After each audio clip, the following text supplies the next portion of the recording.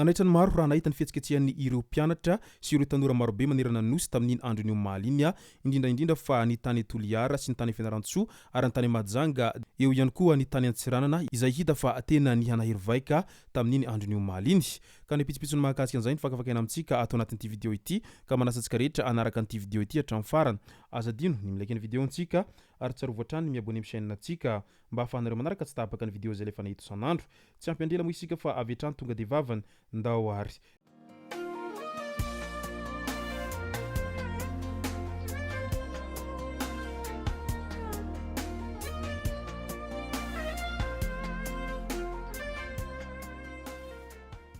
Ny tonga tsy miaraba hono namany tesitra ka dia faly miaraba isika rehetra mpanaraka tsy tapaka an'ity chaîne ity tenako amin'ity androandroany ity araka n'izay efa natsiviko zay dia ny mahakasika ny tolona sy fihetsiketsehana izay tena hita fa mihamafy amin'izao fotoana izao ny ompanantsika atao anatin'ity vidéo ity. Ka andao ary ho resantsika izay resaka tolona izay. Tany Mahajanga voasambotra ny mpitandro filaminana Isomadera tamin'iny androny afaka omaly iny. Nanomboka tamin'ny 12 latsaka fefany teo no nivoaka ny campus tao ambondrona ireo mpianatra izay nitondra ny sorabaventy miala rajoelina sy ny fitakina ny institut mila avadika ho faculté. Nanaraka ny lalana ambondrona izy ireo ary nosakana ny mpitandro filaminana nefa avy eo. Noravany ity farany tamin'ny bomban-dranomaso ireo mpianatra ireo. Marina fanasamboran'ny mpitandro filaminana izay nanao fanamiana sivily ny tao anatin'ny bisy fitateram-bahoaka Isomadera tamin'io fotoana io. Izy no mpitondra tenin'ireo vondrona izay tsy mankasitraka ny fampahantrana ny malagasy no mpikambana ao anatin'ny rodomben'ny mpanohitra ao Mahajanga. Mbola tsy fantatra mazava ny loharan'ny mpiam-pangana amin'izao fisamborana azy izao. Fihetsiketsehana ao Toliara indray ny amafy ny tolona araky ny volazan'izy ireo hatrany. Rehefa avy namakivaky ny tanàna ny Toliara amina kilometatra maro dia nogadina tao amin'ny kianjan'ny demokrasia monjajaona ireo mpitonona tao Toliara tao. No afisin'izy ireo hatrany ny fialan'Andriamatoa Andry Rajoelina sy ny fanovana rafitra izay misy ao Madagasikara ao. Miantso ny voaka ny Toliara manontolo, ny sendika, ny fikambanana, ny sehatra tsy miankina izy ireo hanamafy ny tolona manomboka amin'ny androandroany ity.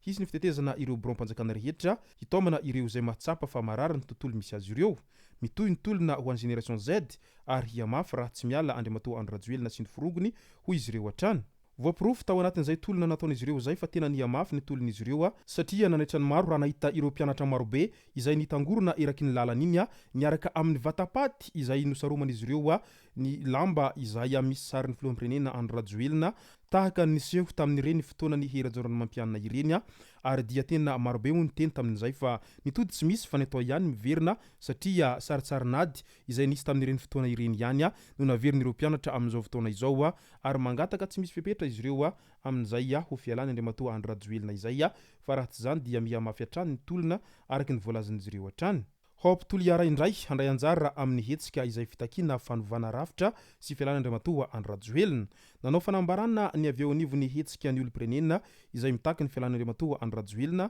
na ny Hop Toliara tamin'iny omaly tolakandro iny. Handray anjara amin'ny Nihetsika fitakina fanovana rafitra izy ireo. Mitona ny herivelona rehetra ihany koa izy ireo hanatevin-daharana ity tolona izay ataon'ny olo-pirenena ity. Ny Hop dia hivondrona ireo herivelona rehetra samihafa izay ahitana ny mpanao politika, sendika, tanora, vehivavy, ray aman-dreny sy ny maro hafa ao Toliara ao. Barika dimy indray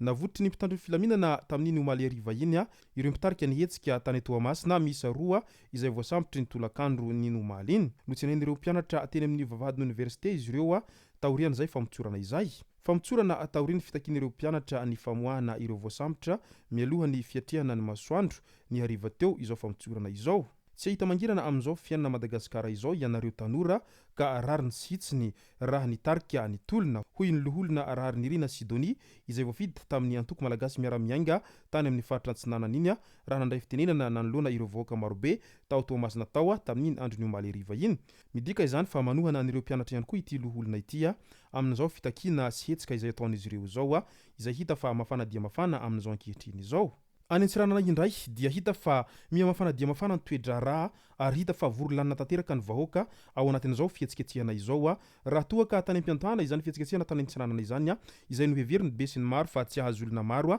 amin'izao nefa dia hita fa raikitra midina an-dalambe avokoa ireo olona rehetra any Antsiranana any izay maneho ny alahelo sy fahavononana izy ireo amin'izay fihetsiketsehana izay ary tsy manaiky lembenana hatramin'ny farany moa ireto olona any Antsiranana ireto fa dia mihamafy hatrany ny tolona ary tsy misy mihemitra raha toa ka tsy voavaly ny tahan'izy ireo araky ny nambarin'izy ireo hatrany dia tsinona moa izay fa ny fialana Andriamatoa Andry Rajoelina sy ny fanovana rafitra izay misy amin'izao fotoana izao. tsy tahoantsirana irery ihany no nahitana an'izay fihetsiketsehana izay raha toa ka natorotoro ny tany amin'ny faritra sava eo anatrihan'ny vidin'ny lavanilina izay hita fa tena mitonga na tsy misy toazy amin'izao fotoana izao dia nihetsika ihany izy ireo ary nifoha tamin'ny toromasony izy ireo tamin'iny andron'io maliny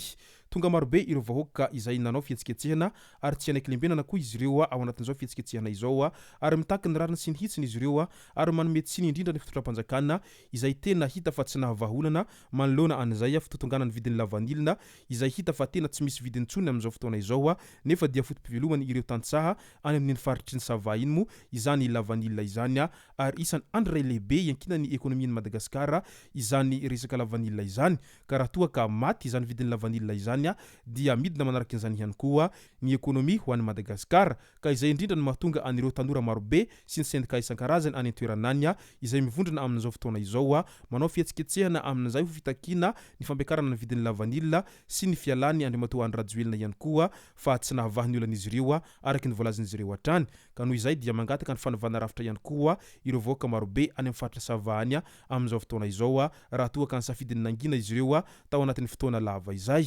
midika izany fa efa hita manerana ny nosy araka izany ity fihetsiketseham-bahoaka ity amin'izao fotoana izao satria efa tsy takona fenina intsony ny zavamisy ary efa tena leo tanteraka ny vahoaka noho izay efa mpanantenana maro isan-karazany nefa tsy misy tanteraka mandraky teny androany izay ka noho izany ary dia raha toa ka tsy misy ny vaholana maharitra ho raisina amin'izany rehetra izany asa angambany izay mety hitranga ao Madagasikara ao asa raha hitohy indray ny von'olona tahaka ny niseho tamin'iny taona 2024 iny asa raha anaiky hametra-pialana moramora ireo rehetra izay voatontonona ao anatin'izay fangatahany be sy ny maro amin'izay ho fametrahampialana izay ka dia andrasantsika eto ary no mety ho toy ny ity todraharaha ao Madagasikara ity amin'izao fotoana izao fa hita fa tena mafana dia mafana ny raharaha izay misy ao Madagasikara ao tsara ho marihana hatrany fa efa maro ireo izay naratra amin'izao fotoana izao ary maro ihany koa ireo izay voalaza fa nindaosim-pahafatesana tao anatin'izao fihetsiketsehana izao tsy ny tanora ihany fa misy hatramin'ny zazakely aza dia nindaosim-pahafatesana vokatra n'izay daroka lacrymogène izay satria tsy vitsy amin'olona ny tsy mahazaka fofon'izy ireny